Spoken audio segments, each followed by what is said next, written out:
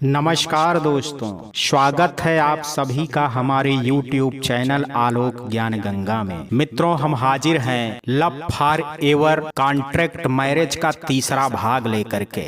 अगर आपने इस कहानी का अभी तक पहला और दूसरा भाग नहीं सुना है तो डिस्क्रिप्शन में मैंने उसका लिंक दे दिया है, वहां से इस भाग को सुनने से पहले इसके पहले दोनों भागों को अवश्य सुने। तो चलिए अब तीसरा भाग शुरू करते हैं। इससे पहले कि मित्रों आप हमारी कहानी में खो जाएं, अगर आप हमारे चैनल पर पहली बार विजिट कर रहे हैं तो कृपया चैनल को सब्सक्राइब कर लें, बेल आइकन को प्रेस कर लें ताकि इस तरीके की कहानियां जो हर रोज मैं लेकर के आता हूं उसका नोटिफिकेशन सबसे पहले आप तक पहुंचे।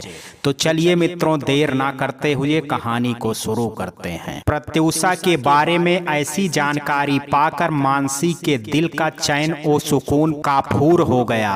वह बहुत ही ज्यादा घबरा गई। पहली बार उसे अपनी बुद्धि पर तरस आया कि वह कैसी बेवकूफ है।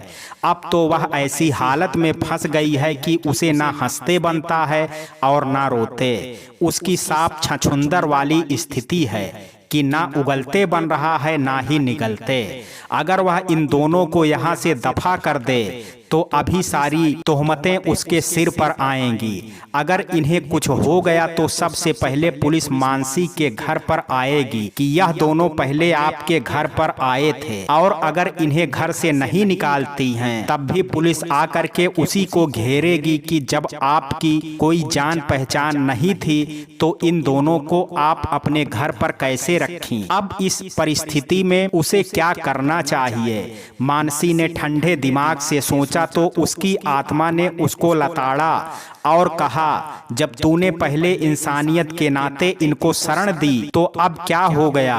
अब भी तो वही पोजीशन है। अब तूने इनको बिना समझे शरण दी थी तो अब अपनी इंसानियत से क्यों हट रही हैं। अपनी आत्मा की आवाज को सुन करके मानसी ने फैसला किया कि वह इनकी मदद करेगी।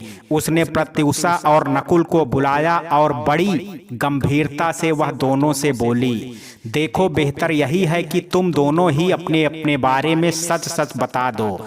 नकुल ने कहा, मैंने आपको जो बताया है उसमें 100% सब बातें सच हैं। आपको आगे पीछे जो भी हकीकत मालूम होगी तो वह यही निकलेगी। इसमें कोई अलग बात नहीं मिलेगी। मेरा जो सच ऊपर दिखता है वही अंदर भी है। मैं ऐसे फ्रॉड लोगों की तरह नहीं हूँ। कहते कहते उसने प्रत्युषा की ओर देखा। यह प्रत्युषा के लिए साफ संकेत था कि उसको ही फ्रॉड बता रहा है। इसे सुनकर के प्रत्युषा तिलमिला गई और बोली, ऐ मिस्टर, माइंड योर लैंग्वेज। मैं नहीं हूँ फ्रॉड, समझे। किसी को आप ऐसे नहीं जज कर सकते हैं। क्या मैं गलत कह रहा हूँ या ये अखबार झूठ बोल रहा है। अब भी तुम में इतनी अकड़ है, जरा सी भी शर्म नहीं आती है। अब मालूम पड़ेगा जब पूरी दुनिया तो थूकेगी तुम पर और पुलिस पकड़ करके ले जाएगी, जेल की हवा खिलाएगी, तब तुम्हारी अकल ठिकाने आएगी। बस करो अब। प्रत्युषा तिलमिला गई। बस क्यों करूं मैंने ही तुम्हें वहां बचाया, वरना तुम कटी फटी रेलवे लाइन पर पड़ी होती।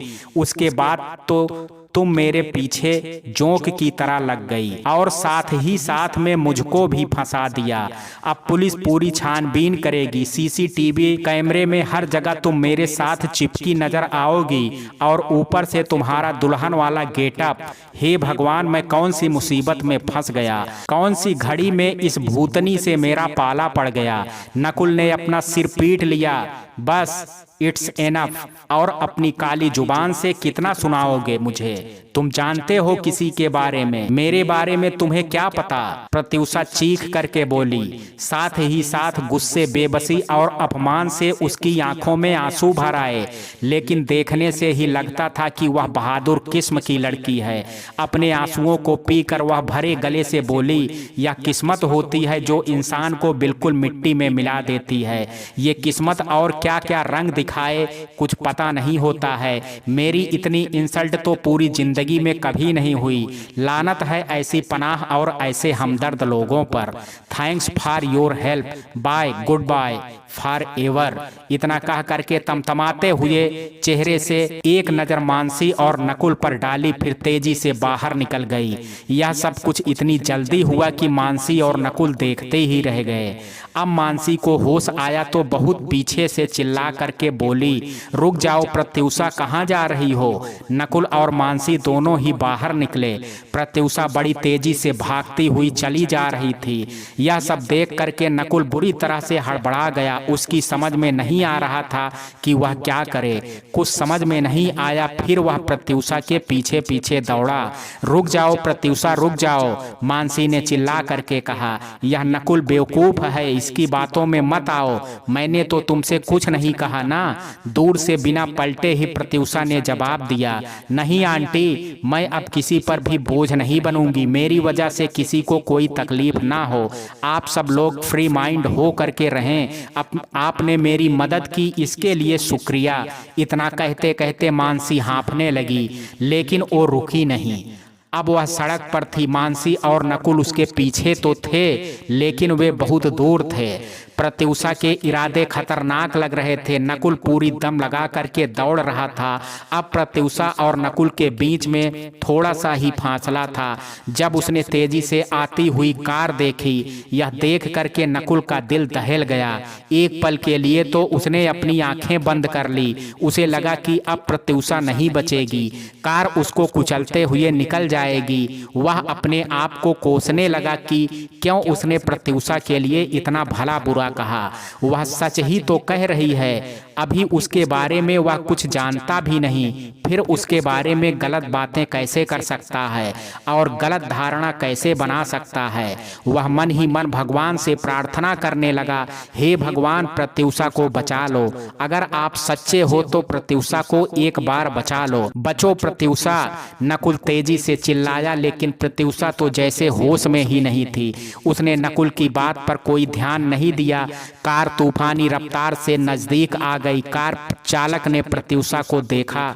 उसने बहुत बचाने की कोशिश की, नहीं तो प्रत्युषा चपेट में लगभग आ ही गई थी। चाय ब्रेक लगाने के कर्कश आवाज के साथ कार लगभग प्रत्युषा को छूते हुए रुकी। उसके साथ ही कार का दरवाजा फटाक से खुला। गुस्से से भरी आवाज आई, मरने के लिए क्या मेरी ही गाड़ी रह गई है? कहीं और जगह नहीं है? इसके साथ ही जो कार चालक प्रकट हुआ, उसे देख करके प्रत्युषा के मुंह से एक आश्चर्य भरी चीख निकली। हेमंत, हेमंत तुम? तोसी, तुम यहाँ क्या करने आई हो? कार चालक हेमंत के मुंह से भी एक आश्चर्य भरी आवाज निकली। ओ गॉड, आई कांट बिलीव, मैं सोच नहीं सकती कि तुम यहाँ। ओ माई गॉड, मैं बता भी नहीं सकती कि मैं कितनी खुश हूँ, और मैं भी बहुत खुश हूँ।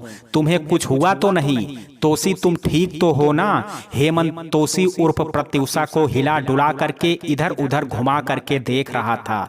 बच गई हूँ और बिल्कुल ठीक हूँ, पागल कहीं के, प्रत्युषा खुशी से भरी आवाज में बोली। तब तक मानसी और नकुल भी प्रत्युषा के पास आ गए। वे बड़े आश्चर्य से उन दोनों की बातें सुनने लगे। मानसी ने पूछा, आपका परिचय? शेखर ने बताया, एक तो मैं इनके कॉलेज का सहपाठी रहा हूँ, दूसरे इनका शहर में ही रहा था। अभी मैं डॉक्टर बन करके जनता की सेवा कर रहा हूँ।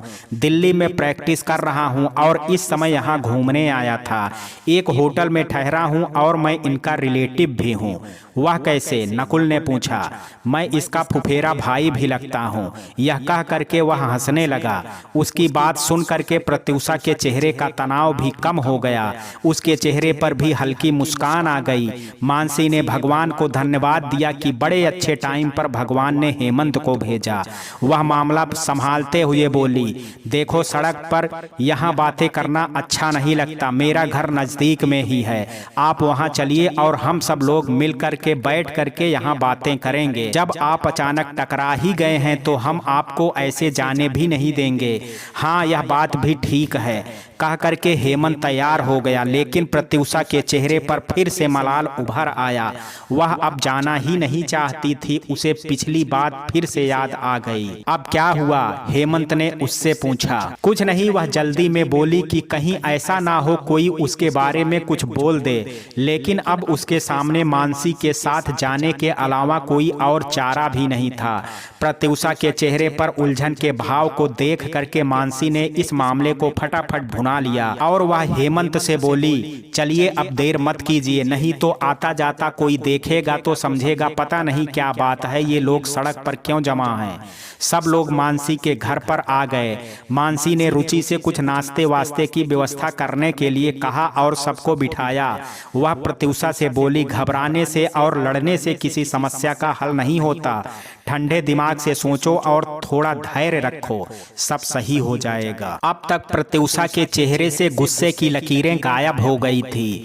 अब वह भी शांत नजर आ रही थी। थोड़ी देर बाद चाय के घूंट भरते हुए हेमंत प्रत्युषा ने उसे वह न्यूज़पेपर दिखाया जिसमें प्रत्युषा की खबर छपी थी। उस न्यूज को पढ़ करके हेमंत तो हैरान रह गया। वह बोला, यह कैसे हो सकता है? हमारी प्रत्युषा तो एक चींटी को भी नहीं मार सकती थी, उसने इतना बड़ा कांड कैसे कर दिया? प्रत्युषा सिर झुकाए बैठी थी, उसकी आंखों से आंसू बह रहे थे। उसे देख करके हेमंत ने अपने चेहरे के भाव बदल दिए और हंस करके बोला, ऐसे मुंह लटकाओगी तो कैसे काम चलेगा? यह तो जिंदगी की शुरुआत है, ऐसे लटके झटके तो आते रहेंगे। यह जरूर किसी ने तुमको फंसाया है, कोई बहुत बड़ी साजिश है। ऐसा कौन कर सकता है? प्रत्युषा किस बात पर? हेमंत के चेहरे पर हल्की सी मुस्कुराहट आ गई। वह बोला, यह भी कोई पूछने वाली बात है? ऐसा वही कर सकता है जिसे तुमको फंसा करके फायदा मिलने वाला होगा। जरा ठंडे दिमाग से सोचो, तुमको किस किस पर शक हो सकता है? प्रत्युषा थोड़ी देर सोचती रही, फिर बोली, मुझे तो किसी पर शक नहीं होता है। हेमंत ने हमदर्दी भरे स्वर में उसको समझाते हुए कहा, कोई बात नहीं तोसी, हिम्मत से काम लो, हम मिल करके इसका पता लगाएंगे। तब तक तुम अपने आप को एक्सपोज मत करो, बाहर मत निकलो, कोई तुमको देख ना पाए, समझी? नहीं तो वह जो कोई भी है सचमुच तुम्हें जेल की हवा खिला देगा, फिर तो तुम कुछ नहीं कर पाओगी। अब तुम चिंता मत करो, मैं आ गया हूँ, मैं तुम्हारा पूरा साथ दूंगा। डोंट वरी, फिक्र क्यों करती हो जब तुम्हारा भाई तुम्हारे साथ है। हेमंत की बात को सुन करके प्रत्युषा के चेहरे पर राहत के भाव फैल गए। बस मुस्कुरा दो तुम, उसी वही पुरानी वाली पूसी बन जाओ। और प्रत्युषा के चेहरे पर मुस्कान आ गई। हेमंत ने प्रत्युषा का नाम तोसी कर दिया था और शरारत के मूड में आ करके कब तोसी से पूसी कर दिया प्रत्युषा को पता भी नहीं चला। वह जब तक उसको पूसी कह करके चिढ़ाया करता था, फिर दोनों की लड़ाई होती थी। आज उसी शरारती मूड में हेमंत फिर से आ गया। वह प्रत्युषा को इस टेंशन और बोझिल माहौल से निकालना चाहता था। वह जानता था कि जो हालात हैं उसमें कोई साधारण लड़की होती तो अब तक बीमार पड़ी हो, लेकिन यह तो प्रत्युषा थी जो गजब की हिम्मत थी उसमें। हेमंत, हमारे साथ पढ़ने वाले कार्तिक को तो तुम जानते ही हो ना? प्रत्युषा ने हेमंत को याद दिलाते हुए पूछा तो उसे भी याद आया और वह चहकते हुए बोला, हाँ याद आया, तेरी तो उससे कुछ ज्यादा ही पटती थी ना? हाँ, पटती ही नहीं थी बल्कि हम दोनों एक दूसरे को बहुत ही ज्यादा चाहने लगे थे। अच्छा, मैं तो फिर बीच में ही पढ़ाई छोड़ करके दिल्ली चला गया था, इसलिए आगे का मुझे कुछ पता नहीं है। तब तो तुम केवल अच्छे दोस्त ही थे। हेमंत कुछ आश्चर्य में था। हाँ, तब हम दोस्त ही थे, धीरे धीरे हमारी दोस्ती बढ़ करके प्यार में बदल गई। थोड़ा शर्मा करके प्रत्युषा ने बताया, ओह आई कांट बिलीव, तुम तो इन बातों को हमेशा लफड़ा और झंझट बताती थी। मुझे विश्वास नहीं होता तुम कैसे इस झंझट में फंस गई। एक्चुअली इस झंझट में फंसने का कोई लॉजिक नहीं होता, ना ही यह सोच समझ करके किया जाता है। यह तो अपने आप होता है। हो गया तो बस हो गया। प्रत्युषा की इस बात पर हेमंत चुप हो गया और बोला, यह भी सही बात है, फिर आगे क्या हुआ यह बताओ। यह सुनते ही प्रत्युषा के चेहरे का रंग बदल गया। उसके चेहरे पर उदासी के बादल छा गए और आंखों में नमी उतर आई।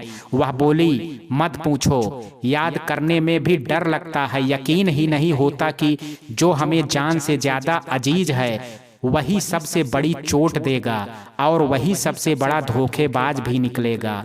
तब किस्मत ऐसे मोड़ पर ला करके छोड़ती है जहां जान देने के अलावा कोई रास्ता नहीं बचता है।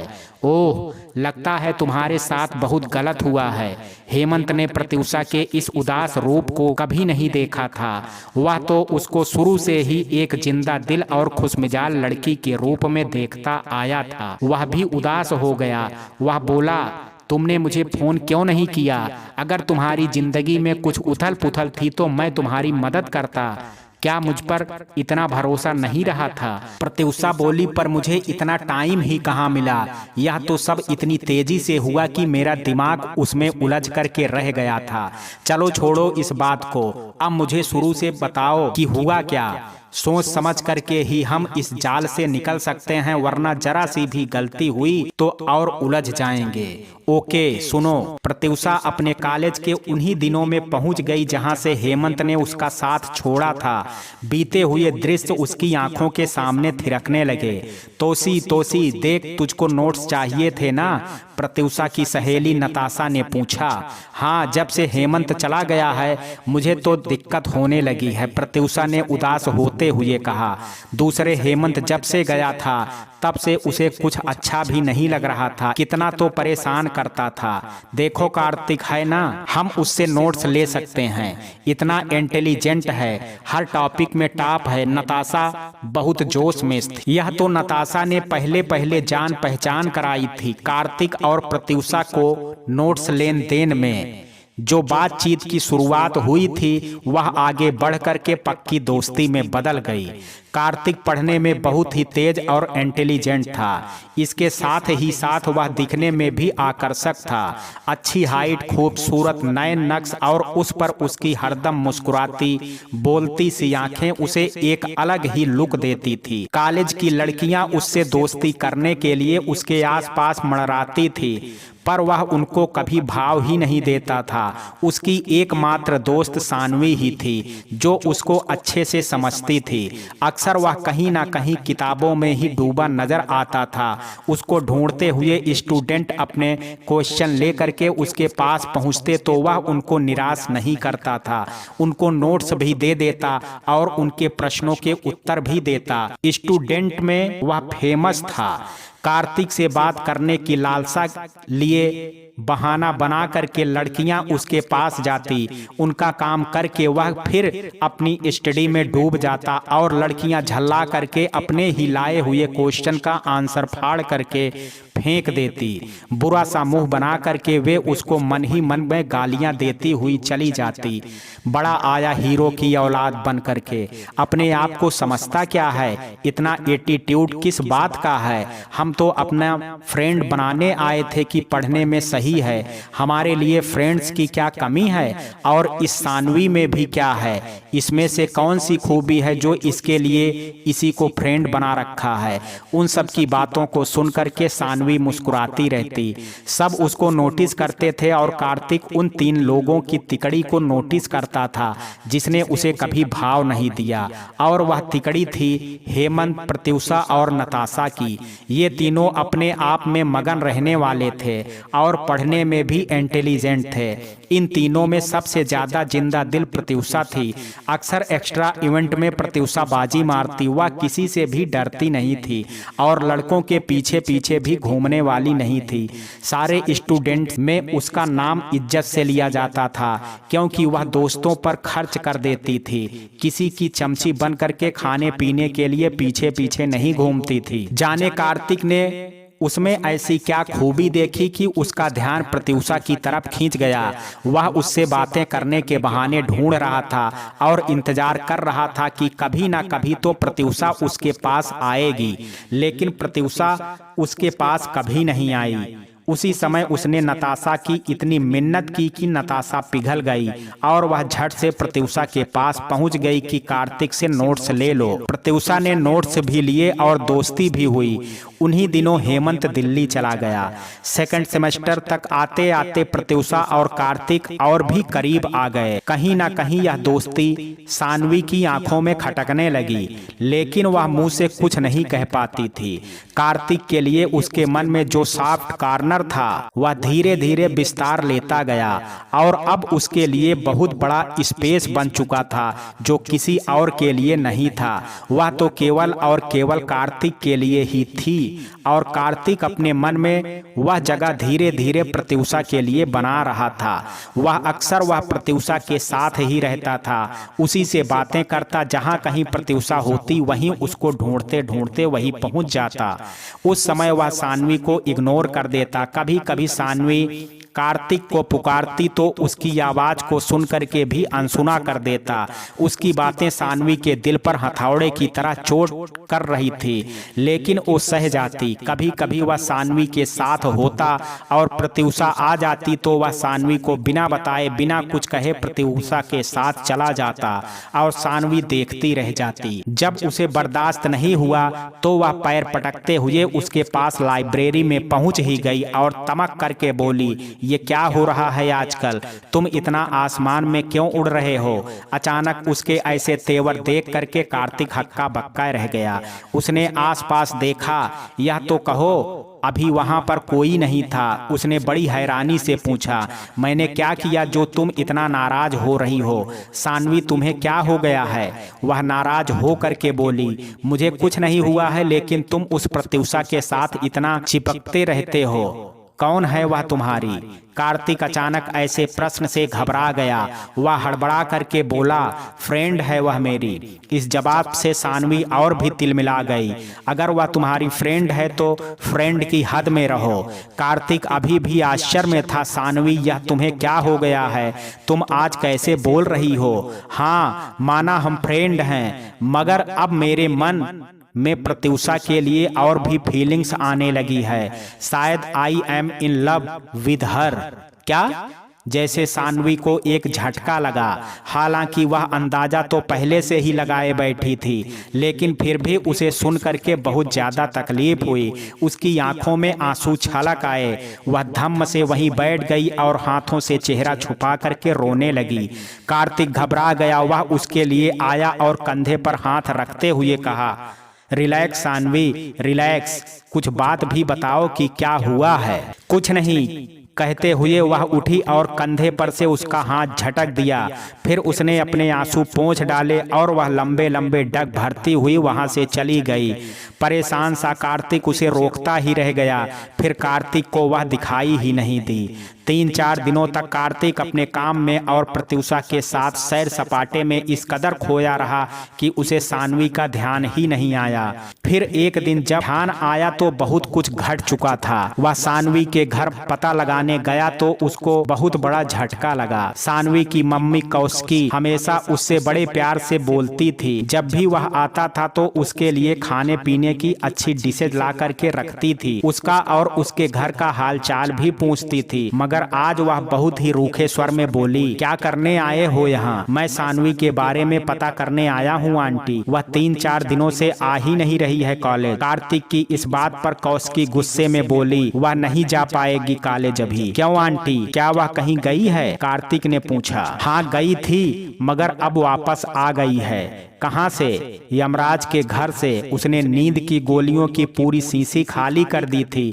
सारी गोलियां निगल गई थी। वह व्हाट? कार्तिक चौंक पड़ा। हाँ, अभी भी वह ठीक नहीं है। बेहतर होगा कि तुम चले जाओ यहाँ से। कार्तिक ने ऐसा जवाब सुनने की कभी भी उम्मीद नहीं की थी और कोई समय होता तो वह 1 सेकंड भी नहीं रुकता और तुरंत लौट जाता। लेकिन जब उसने सुना कि सानवी ने सुसाइड करने की कोशिश की तो वह कौशिकी से बोला, प्लीज आंटी मुझे एक बार सानवी को देख लेने दो और मुझे पूछ तो लेने दो उसने ऐसा क्यों किया। उसकी तरफ देखते हुए कौशिकी बोली, क्या तुम्हें नहीं पता है कुछ? ऐसे अनजान बनते हो? मुझे पता होता तो मैं आपसे क्यों पूछता। कौशिकी ने कार्तिक के चेहरे की ओर ध्यान से देखा। उसे कहीं पर से नहीं लग रहा था कि वह झूठ बोल रहा है। कोई छल कपट वाली बात वहां दिखाई नहीं दी। उसने कहा, जाओ अंदर है। वह कौशिकी के साथ कमरे में गया। सानवी लेटी हुई थी। उसको आया हुआ देख करके सानवी ने उठने की कोशिश की, लेकिन कार्तिक ने मना कर दिया। वह स्टूल डाल करके उसके पास बैठ गया। कौशिकी उसके लिए चाय लेने चली गई। सानवी की हालत देख करके कौशिक का गला भर आया। वह भरे गले से बोला, सानवी तुमने ऐसा क्यों किया? मैं प्रत्युषा के साथ तुमको देख करके अपने आप को रोक नहीं पाई, क्योंकि मैं तुमको शुरू से ही चाहती हूँ। प्रत्युषा के आने के बहुत पहले से ही, जो मैंने पहले दिन से तुमको देखा था तब से। वाह, तो कहा क्यों नहीं तुमने? यह प्रत्युषा की आवाज थी। चौंक करके सानवी और कार्तिक ने देखा कि दरवाजे पर प्रत्युषा खड़ी थी। दरअसल उसे पता चला कि कार्तिक सानवी के घर गया है, तो वह भी पता करने चली आई कि सानवी आ क्यों नहीं रही है। प्रत्युषा झटके से पलटी और वापस चली। चाय लेकर के आती हुई कौशिकी ने उसको रोका। रुको तो बेटा, तुम तो अभी आई हो, कहाँ जा रही हो? चाय पी करके जाना। नहीं आंटी, फिर आऊंगी, ऐसा कह करके वह चली गई। उसके पीछे पीछे कार्तिक भी दौड़ा और एक बार उसने फिर सानवी को इग्नोर कर दिया।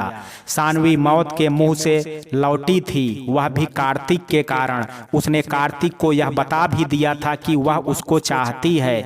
इतनी बड़ी बात को दरकिनार करके वह प्रत्युषा के जरा से नाराज होने पर सानवी की तरफ से मुंह मोड़ करके चला गया और उसने सानवी का हाल भी नहीं पूछा। सानवी की आंखों से फिर से आंसू निकल करके तकिया भिगोने लगे। कौशिकी गुस्से से बोली, बस इसलिए मैं उसको नहीं आने देना चाहती थी। इस इंसान के लिए तू मरी जा रही है, जो एक फ्रेंड के नाते भी तेरा हाल नहीं पूछ सका। लानत है तुझ पर और तेरे इस बेगैरत इश्क पर, जो तुझे पल पल जलील करता है, पर तुझे इस बात की जरा सी भी परवाह नहीं है। मुझे शर्म आती है कि तू मेरी बेटी है। देखना, जब तेरी शादी करूं तो इससे लाख गुना अच्छा लड़का होगा। एक से एक अच्छे लड़के हैं इस दुनिया में, लेकिन तू इस छोकरे पर मरी जा रही है। क्या ऐसी खास बात है इसमें? मैं यही सोचती रही कि वह भी मुझे चाहता होगा, लेकिन यह मेरा भ्रम निकला।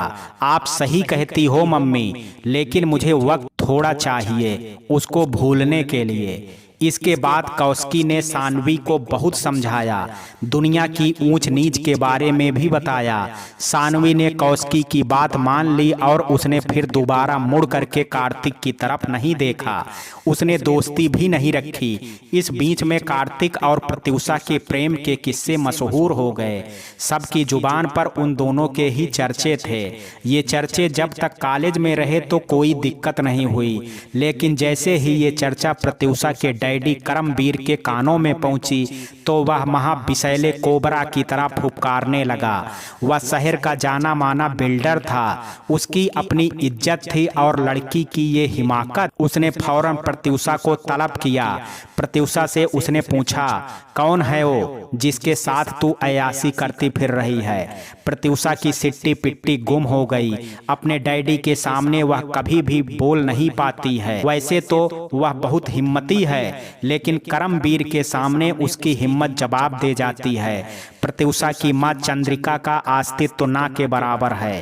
कौन है यह कार्तिक? मुझे उसके बारे में बताओ। इस बार करमवीर का स्वर थोड़ा नरम था। डैडी, मैं उससे प्यार करती हूँ, कांपती सी आवाज में प्रत्युषा ने कहा। हाँ, उसे बुला करके लाओ मेरे सामने, मैं भी तो देखूं कौन है वह।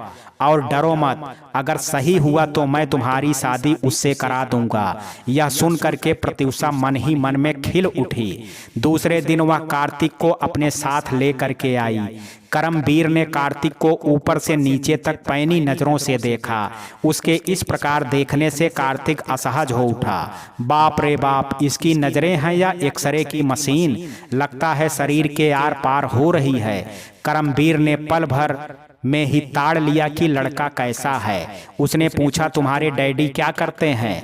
बड़े ही सभ्य और विनय पूर्ण ढंग से उसने बताया मेरी माँ हाउस वाइफ हैं और पिताजी प्राइवेट जॉब करते हैं। क्या? ऐसा लगा जैसे करमवीर को बिजली का तगड़ा शॉक लगा हो। उसने अपने आप को कोसा, आज उसकी आंखें धोखा कैसे खा गई। उसने सोचा था लड़का देखने में सुंदर है, पहनावे से तो किसी रईस घर का लगता है, पर यह तो निरा फटीचर निकला। पल भर में ही नजरिया बदल गया, इसके साथ ही आवाज भी बदल गई। उसने कार्तिक से बेरुखी आवाज में कहा तुम्हारा इसके बाद क्या करने का इरादा है? जी मैं साइंटिस्ट बनना चाहता हूँ, कार्तिक ने जवाब दिया। तो यह प्रोग्राम तुम्हारा कब तक होगा? करमवीर की आवाज में व्यंग झलक रहा था जिसे कार्तिक समझ नहीं पाया, लेकिन प्रत्युषा समझ गई। अब उसके मन में संदेह के बादल मंडराने लगे कि डैडी उसके शादी वादी कुछ नहीं करेंगे उससे, बस उसे धोखे से बुला लिया है, लेकिन अब बेवकूफ बना रहे हैं। जी इसका मैं कुछ नहीं बता सकता हूँ। कार्तिक के इस जवाब से करमवीर भड़क गया। तो इश्क फरमाने की इतनी जल्दी क्या थी बरखुरदार? जी मैं समझा नहीं, कार्तिक ने उलझन भरे स्वर में पूछा। इतने नादान भी नहीं हो तुम जो तुम समझते नहीं हो। तुम क्या करना चाहते हो, क्या करोगे, उससे मुझे मतलब नहीं है। मैं यह देख रहा हूँ कि तुम अभी तुम्हारे पास क्या है। मैं तुम्हारे साथ लड़की की शादी कर दूं, तुम उसे कहाँ रखोगे, क्या खिलाओगे? तुम खुद फटीचर हो। मेरी लड़की जितना महीने भर में मेकअप करके उड़ा देती है, उतना तो तुम्हारी पूरी कमाई नहीं होगी। यह कहना चाहते हैं ना आप? कार्तिक ने करमवीर की बातचीत में ही बात को काटते हुए व्यंग भरे स्वर में कहा। यह घिसे पिटे डायलॉग हैं जो सदियों से चलते आए हैं। प्यार में रकम ऊंच नीच नहीं देखी जाती है, ना ही हमने यह आपकी हस्ती देख करके किया है। एक्चुअली मैं तो आपको जानता तक नहीं हूँ। ओह, जबान भी काफी लंबी है। अब ये बताओ अपनी मर्जी से जाओगे या धक्के मार करके निकलवाएं? गुर्राते हुए करमवीर ने कहा। उसने तो पल भर में ही गिरगिट की तरह रंग बदल लिया। उसने जोर से ताली बजाई। दो हट्टे कट्टे गुंडे वहां आकर के खड़े हो गए। करमवीर ने कहा इसे उठा करके बाहर फेंक दो और दोबारा मेरी नजरों के सामने नहीं आना चाहिए। दोनों ने कार्तिक की बाहें पकड़ी और उसे बाहर ले जाने लगे। पीछे से करमवीर ने कहा और सुन लो, दोबारा कभी प्रत्युषा की ओर आंख उठा करके भी नहीं देखना, वरना इतना भयानक अंजाम होगा कि तुम सोच भी नहीं सकते हो। तुम्हारे साथ साथ तुम्हारी फैमिली को भी मटिया मेट ना कर दूं तो मेरा नाम नहीं।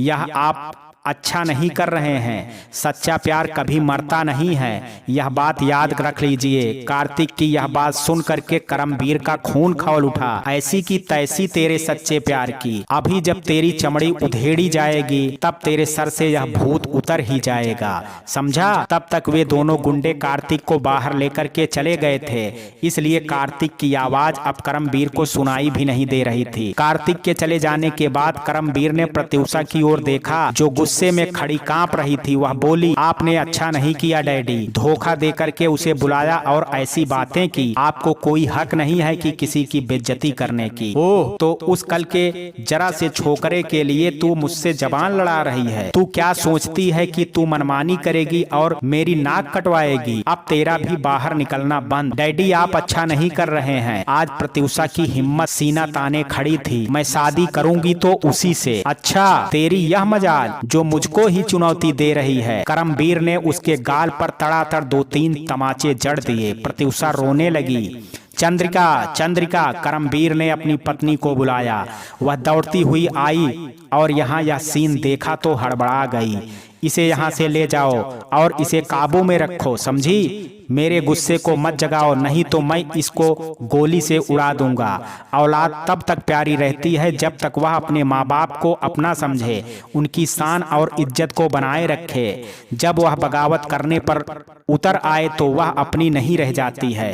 करमवीर जानता था कि उसने फौरी तौरी पर इतना इंतजाम कर दिया था, लेकिन यह पर्याप्त नहीं था। उसने प्रत्युषा के जैसे तेवर देखे थे, उनसे अंदाजा लगता था कि वह आगे क्या करेगी। इसलिए उसने देरी किए बिना अपने दोस्त संग्राम को फोन किया। करमवीर को पता था कि फिर उसकी हैसियत और इकलौती बेटी प्रत्युषा की सुंदरता को देख करके बड़े बड़े घराने के लोग उसकी बेटी से शादी करना चाह रहे थे। इसी वजह से करमवीर के दिमाग में भी बहुत ऊंचे थे। आसमान के सपने देखने वाला करमवीर जब एकदम धड़ाम से नीचे गिरा तो वह तिलमिला उठा। अब उसे अपने पैरों के नीचे की जमीन खिसकती महसूस हो रही थी, इसलिए अब उसे ठोस जमीन की तलाश थी। वह उसके सामने ही मिल गई। संग्राम जाने कब से आसरा लगाए बैठे हुए थे कि कभी करमवीर की कृपा दृष्टि इसकी तरफ घूमे तो वह उसके बेटे विक्रांत पर भी नजर डाल लें। इसके लिए वह कई जतन कर चुका था। वह वक्त बेवक्त बिना मतलब के करमवीर की मदद के लिए दौड़ा चला आता, कभी अपने बेटे विक्रांत को भेज देता। उसकी इन्हीं हरकतों पर करमवीर मन ही मन मुस्कुराता था। कई बार वह विक्रांत को करमवीर की नज़र के सामने ला चुका था, लेकिन उसने कभी भी संग्राम को अपने बराबर नहीं समझा। लेकिन इस बार उसे यह संकट मोचन नजर आ रहा था, क्योंकि अगर करमवीर ज़्यादा अच्छा रिश्ता ढूंढता तो उसके लिए टाइम लगेगा, और टाइम का तो कुछ पता ही नहीं होता है। क्या पता तब तक शादी करने वाली लड़की ही ना रहे, वहीं कहीं उड़नछू हो जाए तो वह क्या करेगा। यह सोच करके ही करमवीर के मन में डर की एक लहर दौड़ गई। तब उसकी क्या इज्जत रह जाएगी। क्या हुआ कि संग्राम सिंह की हैसियत मुझसे कम है, वह अपनी तरफ से रकम लगा करके उसे बिजनेस करा देगा और अपने बराबर ला करके खड़ा कर देगा। कम से कम उसकी इज्जत तो रहेगी और वह हमेशा करमवीर की कदर भी करेगा। संग्राम की कार करमवीर के बंगले के पोर्च में आकर के रुकी, जिसे प्रत्युषा ने ऊपर की मंजिल के कमरे से देखा। उस कार को वह बखूबी पहचानती थी। उसे देखते ही उसका माथा ठनका। अक्सर वह विक्रांत को अपने डैडी के साथ देखती है। उसकी शकल, उसकी नज़र, उसकी चाल ढाल कुछ भी तो प्रत्युषा को नहीं भाता। उसके मन में शंका के काले काले बादल उठने लगे। अक्सर वह करमवीर के दिमाग को पढ़ती आई है और उसके सभी अंदाजे सही बैठते हैं। इस बार प्रत्युषा ने जो अंदाजा लगाया उससे वह कांप गई। इसका मतलब डैडी ने उसके भाग्य का फैसला करने के लिए ही संग्राम सिंह को बुलाया है। संग्राम को याद करते हुए उसे विक्रांत के सूरत भी याद आ गई। भेड़िए की शकल वाला विक्रांत उसे जिन नजरों से घूरता था वे उसे बहसी दरिंदे की याद दिला देती थी। कहीं डैडी ने संग्राम को विक्रांत से उसकी शादी की बातें करने के लिए तो नहीं बुलाया? नहीं नहीं, यह नहीं हो सकता। डैडी ऐसा नहीं कर सकते हैं। उसने अपने डैडी और संग्राम की बातें चुपके से सुनने का फैसला किया। वह ऊपर से उतर करके नीचे वाले ड्राइंग रूम की तरफ चली तो उसकी माँ चंद्रिका ने देख लिया। चंद्रिका ने उसको इस बात के लिए मना किया। यह उसके जीवन का सवाल था। वह वहां गई और उसने चुपके से सारी बातें सुनी। उसका अंदाजा सही निकला। करमवीर ने संग्राम से प्रत्युषा और विक्रांत की शादी की बात की, जिसे संग्राम ने हंस करके स्वीकार कर लिया। लेकिन उसके मन में यह बात खटकी जरूर कि इस समय अचानक करमवीर ने उसको क्यों बुलाया है और एकदम से शादी की बात क्यों कही। क्या कोई ऐसी भी शादी की बात करता है? जरूर इसके पीछे कोई ना कोई राज है। धूर्त किस्म का संग्राम अब उस राज को जानने की जुगाड़ में था, ताकि अगर वह पता चल जाए तो वह करमवीर को अपने प्रेशर में ले सके और उससे कुछ तगड़ा फायदा उठा ले। यानी सौदेबाजी अच्छी हो सकती है। प्रत्युषा बहुत घबरा गई। वह रोने लगी। अपने कमरे में जा करके उसने जहां तहां मदद की संभावना थी वहां वहां फोन किया और रो रो करके मदद के लिए गुहार लगाई। उसने कार्तिक को भी फोन किया और कार्तिक से कहा कि डैडी मेरी शादी संग्राम सिंह के बेटे विक्रांत से करने की बात कर रहे हैं। विक्रांत को तो कार्तिक अच्छी तरह से जानता था। अब चुप बैठने का समय नहीं था। अब तो प्रत्युषा ने मन में भी ठान लिया था कि मामला आर या पार हो करके रहेगा। अपनी जिंदगी का फैसला उसे खुद लेना है।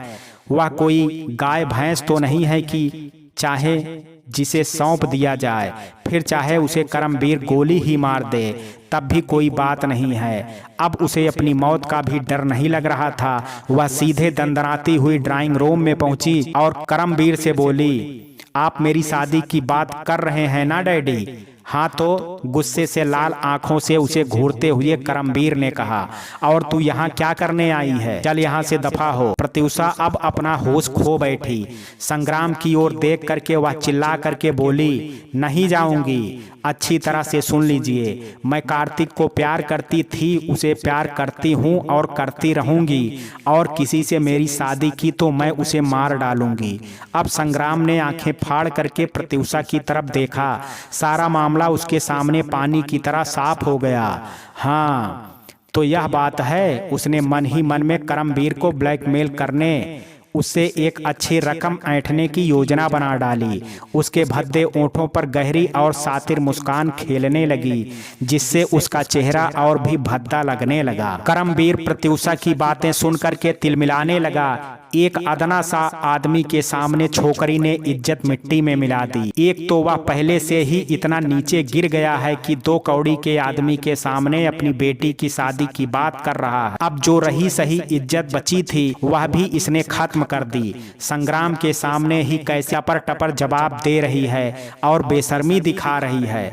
करमवीर अपना होश खो बैठा। उसने झपट कर प्रत्युषा की गर्दन पकड़ ली और दबाने लगा। जब संग्राम ने यह बदला हुआ दृश्य देखा तो वह घबरा गया। कहाँ तो वह प्रत्युषा को मोटी रकम के रूप में अपनी आंखों के सामने देख रहा था, कहाँ यह बेवकूफ उसे खत्म किए जा रहा है। अगर उसने प्रत्युषा को बचाने में 1 मिनट की भी देरी की तो वह जिस अच्छी खासी तगड़ी रकम के सपने देख रहा है वह हवा हो जाएगी। इस सजग बुद्धि ने उसके अंदर जैसे हवा भर दी। वह तेजी से प्रत्युषा को बचाने के लिए आगे बढ़ा।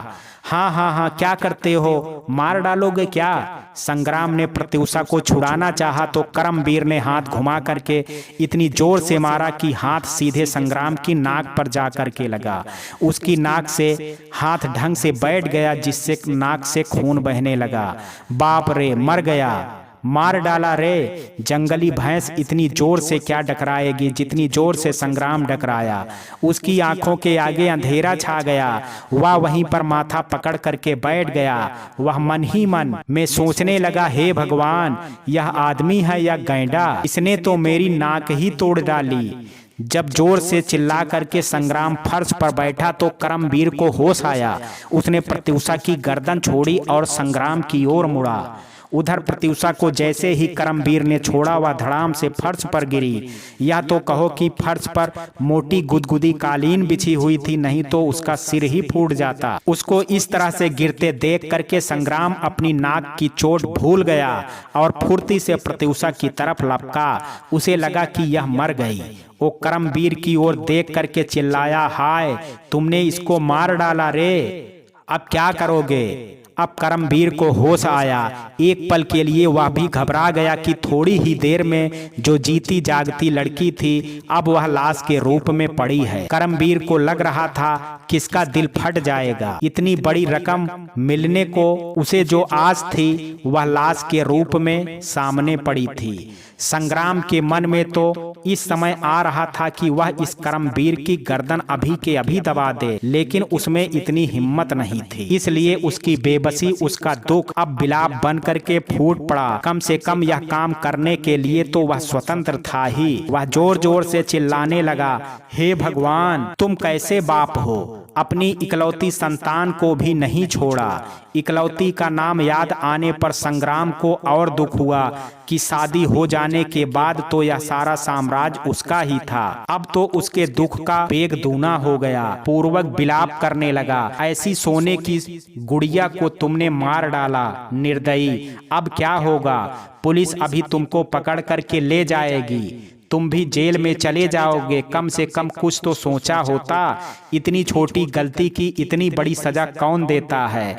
करमवीर की समझ में नहीं आ रहा था कि लड़की तो उसकी मरी है, यह क्यों मरा जा रहा है जो इतना चिल्ला रहा है। उसने झपट करके संग्राम का मुंह बंद किया और गुर्रा करके बोला, अबे चुप बे, भाड़ में जाए, क्यों गधे की तरह रेंक रहा है? तू तो मुझे अभी फंसा देगा। वैसे चाहे कुछ भी ना हो, लेकिन तू अभी के अभी पुलिस को बुला देगा। संग्राम को दम घुटने लगा।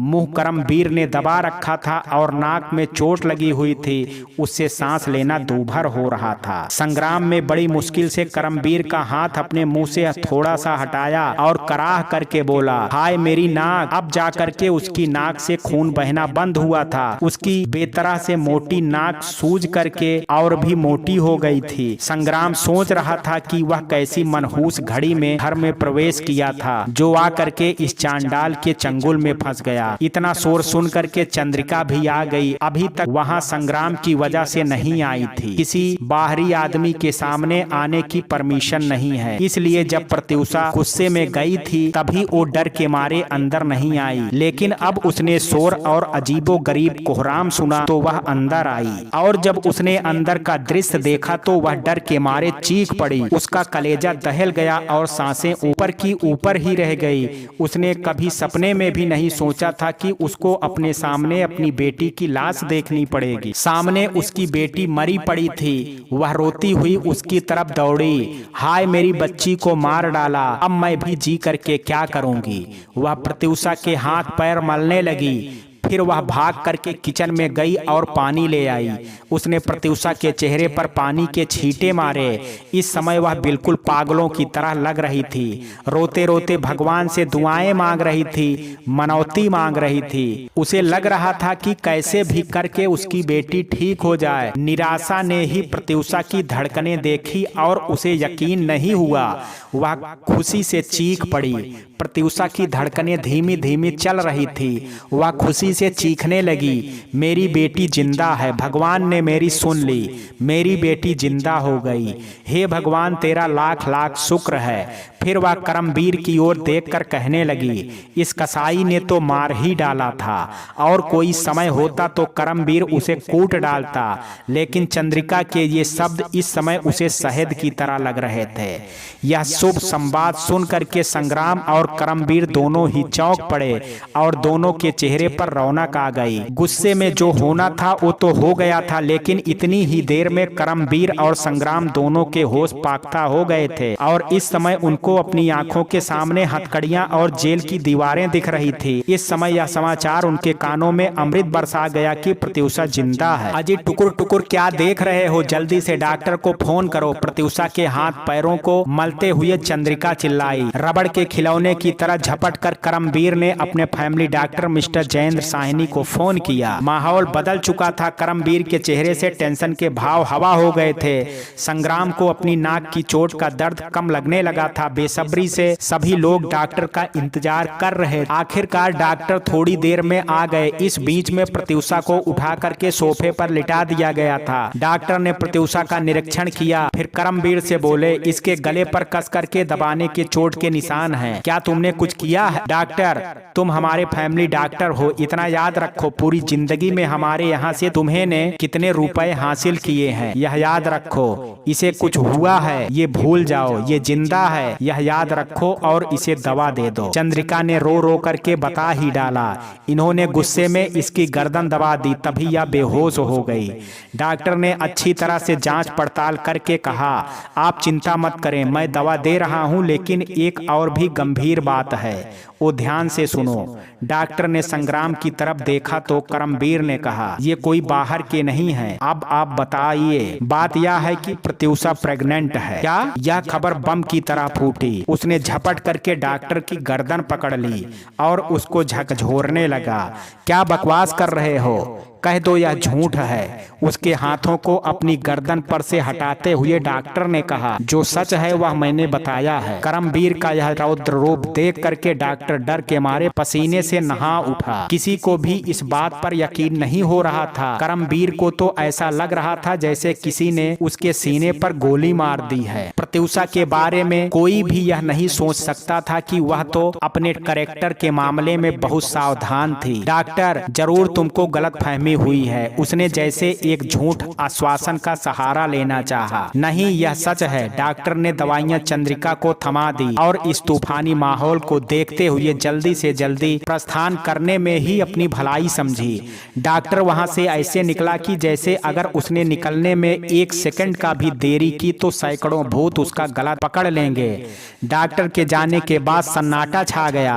करमवीर उल्लू की तरह अंतरिक्ष को घूर रहा था। वहीं संग्राम को देख करके पता लगाना मुश्किल था कि उसके मन में क्या चल रहा है। चंद्रिका डर के मारे कांप रही थी, उसका दिल धड़क रहा था और वह सोच रही थी कि पता नहीं करमवीर का अगला कदम क्या होगा। एक बार तो प्रत्युषा बच गई, इस बार बचेगी कि नहीं। इस लड़की ने भी तो हद कर दी है, भला कोई ऐसे भी छूट का नाजायज फायदा उठाता है। अब चंद्रिका भी प्रत्युषा से नाराज थी। करमवीर जैसे ही सदमे से बाहर निकला, उसने दीवार पर टंगी राइफल उतारी और प्रत्युषा की ओर बढ़ा दी। संग्राम ने जैसे ही उसका इरादा भांप करके कांप गया, उसने दौड़ करके करमवीर को पकड़ा और उसे समझाने की कोशिश करने लगा। करमवीर ने चिल्लाया, पहले इसे मारूंगा, उसके बाद मैं अपने आप को गोली मार लूंगा। मैं किसी को जिंदा नहीं रहने दूंगा। संग्राम उसे रोकते हुए बोला, क्या पागल हो गए हो? थोड़ा होश में आओ और होश में काम लो। अभी हम घर के कोने में बैठे हैं तो किसी को पता नहीं है, लेकिन जैसे ही इसे मारोगे तो दुनिया को खबर होगी कि बदनामी तो होगी ही, जेल जाना होगा, वह अलग से। प्रत्युषा को होश आया था, तब भी वह बेहोश बनी हुई एकदम साधे खड़ी हुई थी। वह जानती थी कि उसे होश में आया देख करके करमवीर अपना आपा खो देगा, तो फिर मैं क्या करूं? करमवीर लगभग रो देने वाले अंदाज में बोला, अब इसे कौन अपनाएगा?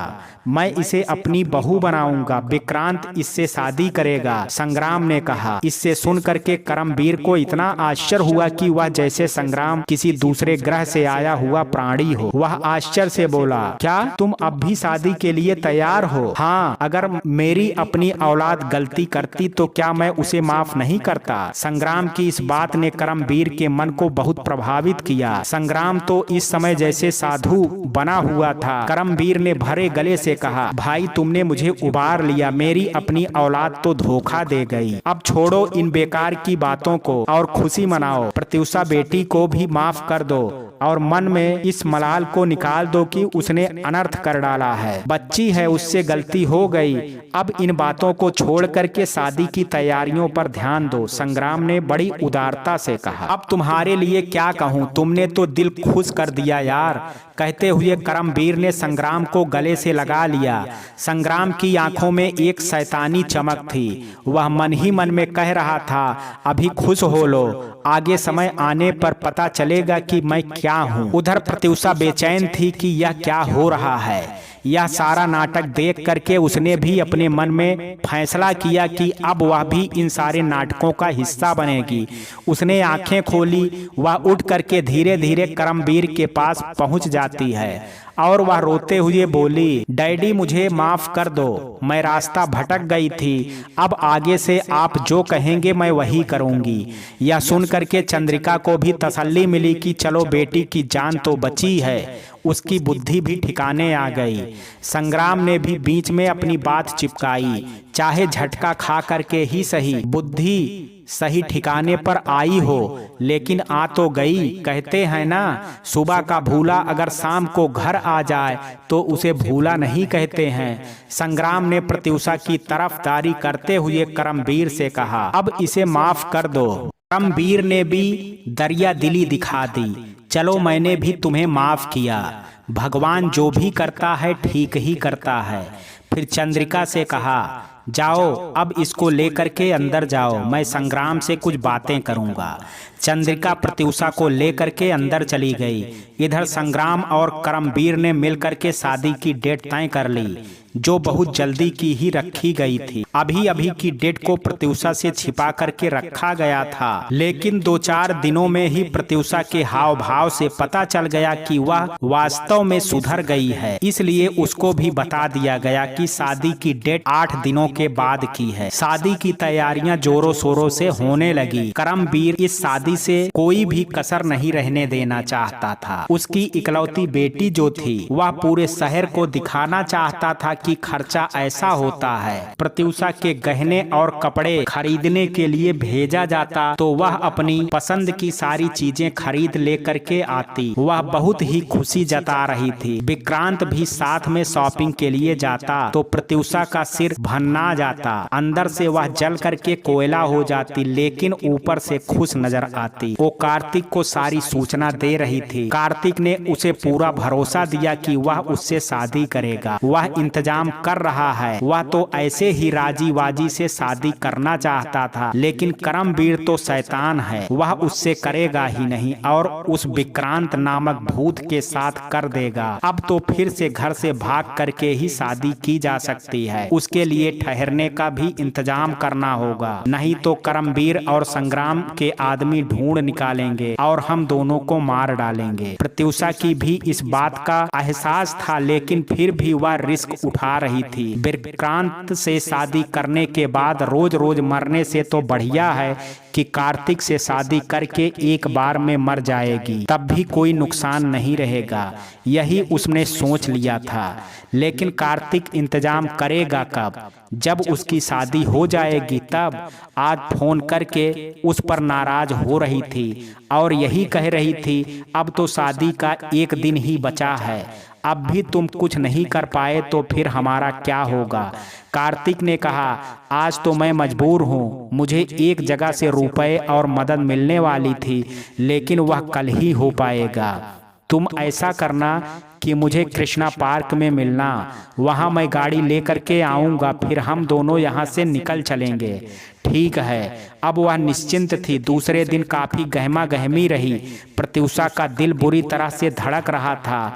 दिन में करमवीर ने एक लिफाफा ला करके प्रत्युषा के सामने डाल दिया और बोला, यही है वह कमीना, देख लो ढंग से, जिसके लिए तुम अपनी जिंदगी को नाश करने पर तुली हुई थी। वह कैसे अयाशी कर रहा है। करमवीर जा चुका था। प्रत्युषा लिफाफे की ओर ऐसे देख रही थी जैसे उनमें से कोई काला सांप निकलेगा। फिर डरते डरते कांपते हुए हाथों से उसने उसमें से एक फोटो निकाला और देखते ही डाल दिया। उसमें दिख रहा था कि कार्तिक लेटा हुआ है और उसके ऊपर सानवी लेटी है। दूसरे फोटो में वह उसके चेहरे पर झुकी हुई है और उसके चेहरे को ढके हुए है। इस तरह के सारे फोटोज थे उसमें। उससे देखे नहीं गए, तभी उसने ध्यान से देखा भी नहीं। उसे सानवी और कार्तिक से नफरत हो रही थी, लेकिन उसने फैसला कर लिया कि वह हर हालत में पार्क में जाएगी जरूर और वह कार्तिक से इसके बारे में पूछेगी। एक ओर उसका मेकअप हो रहा था और वह फिर बार बार पसीने में डूब रही थी। उसकी सांसें कंट्रोल में नहीं आ रही थी। क्या होगा आखिरकार? आज उसकी जिंदगी का फैसला होने वाला है। उसकी सहेलियां भी आई थी। नताशा उसके पास आकर के बोली, सब कुछ ठीक है, बारात आ गई है। बैंड बाजे की धुन पर बाराती नाच रहे थे। अचानक लाइट चली गई। ठीक उसी समय प्रत्युषा ने अपना कमरा बंद किया। कमरे में कोई नहीं था। सारी लड़कियां बारात देखने भाग गई थी। उसने अपने शरीर पर एक काली चादर लपेटी, फिर खिड़की के पास जाकर के झांका।